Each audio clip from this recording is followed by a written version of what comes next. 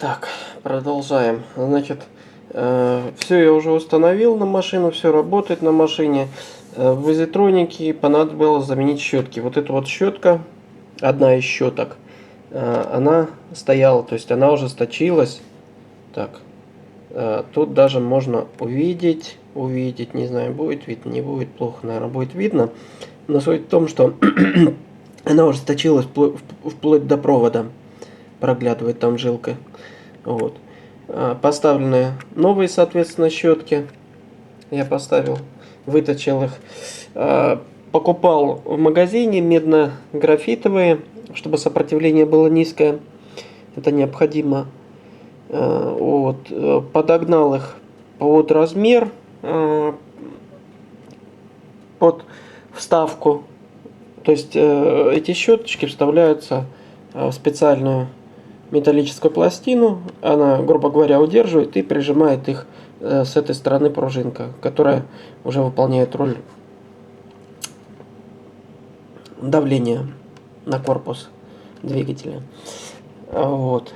Ну, собственно, понадобилось, грубо говоря, вот это заменить, и, в принципе, все, я машину завел, без проблем она ездит. Сделал через обком после этого такие вещи, как прокачал воздух системы, долил, соответственно, тормозной жидкости, потому что она у меня вытекала, как вы видели в видео.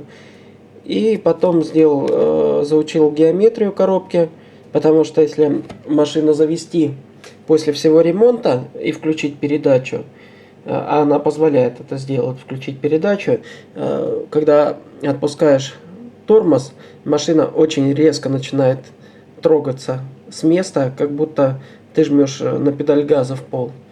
Ну, значит, вот это вот заучивание геометрии коробки, оно вот эти моменты исправляет. И в завершающем этапе сделал адаптацию. То есть сейчас машина без проблем ездит. Вот. Ушло времени на это все, ну, где-то, не знаю, часов 7, наверное. Вот такие результаты. Если кому понадобится, пользуйтесь видео. Спасибо за внимание.